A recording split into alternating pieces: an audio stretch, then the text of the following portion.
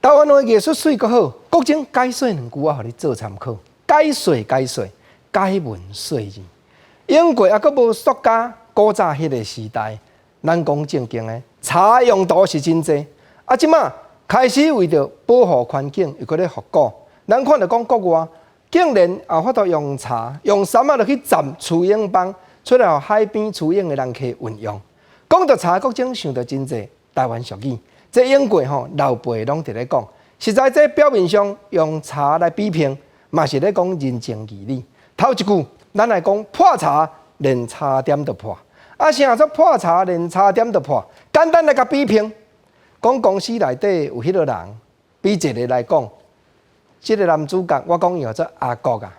坐伫伊倒手边迄个同事好意，伊甲阿国啊讲阿国啊，坐你后壁迄个同事有当着啊上下班拢无介准时。你嘛知影讲头家人拢会斟酌啊，所以你小甲提醒一下。拄着啊，真正当着讲坐倒手边迄个同事无伫咧椅仔位的时阵，阿国就挖头啊。伊就挖头，甲坐后壁迄个同事讲我甲你讲两句什么代志？所以毋知影讲坐我倒手边迄个同事伊讲安那呢？伊讲你上下班也无准时啦。第二搁安尼上班时间。有当着电脑拢咧偷看影片啦，啊第三去添一杯茶1点钟惊4-5逝啦，实在你这伊真无赞成。但我哪有安尼？坐后壁迄个同事听到，就跳起来呢。伊哪会安尼讲？我咧甲伊计较。即落明明一句话，即个阿国啊，即个讲的话毋好好啊讲，竟然甲好意表示的人的名，原来过喙共讲出来，这就是叫做破茶，连茶点都甲破了。这社会咱常常咧听，啊，毋那安尼尔呢？头拄啊，咱听到阿国啊咧学话，明明咱坐隔壁、坐倒手边迄个同事是好意讲，你甲提醒，头家人会注意上下班较准时咧。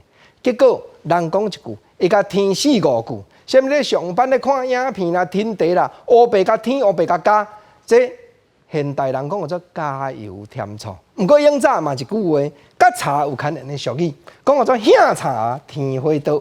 所以毋知讲较早都袂用雅士炉，用灶咧香火。